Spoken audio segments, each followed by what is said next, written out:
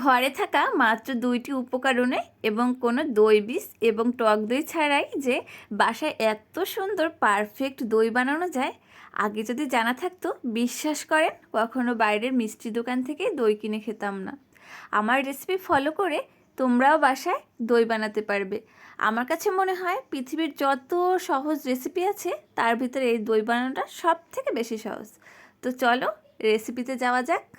প্রথমেই এখানে আমি 4 কাপ পরিমাণে দুধ নিয়ে নিচ্ছি এবং এর ভিতরে আমি 1 কাপ পরিমাণে চিনি দিয়ে দিচ্ছি। কাপ পরিমাণ দুধের ভিতরে 1 কাপ পরিমাণ চিনি দিলে দইয়ের মেজারমেন্টটা ঠিক হবে। এখানে আমি 4 কাপ পরিমাণ দুধকে 3 কাপ পরিমাণ করে নিয়েছি। এতে করে দইয়ের টেস্টটা অনেক ভালো আসবে। এরপর আমি যে পাত্রে দই বসাবো ওই পাত্রটি একটু গরম করে নেব, এতে করে দইটা ভালো করে জমবে। ফ্যানের বাতাসে দুধটাকে ঠান্ডা করা যাবে না, এভাবে হাত দিয়ে নেড়ে চেড়ে দুধটাকে ঠান্ডা করে নিতে হবে। এরপর আমি একটি পাত্রে 2 টেবিল চামচ মিষ্টি দই নিয়ে নিচ্ছি। আপনারা চাইলে এখানে টক দই কিংবা দইয়ের বীজও ব্যবহার করতে পারেন। এবার একটা হ্যান্ড উইক্সের সাহায্যে ভালো করে নেড়ে চেড়ে মিশিয়ে নিব। এরপর অল্প অল্প করে সবগুলো দুধ অ্যাড করে দিব।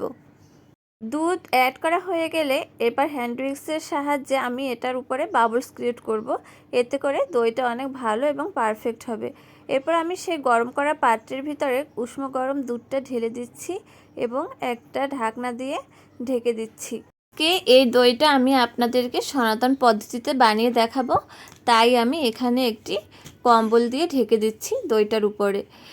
এরকম আমি ঢেকে 12 ঘন্টার জন্য রেখে দেব গরম একটা জায়গায়।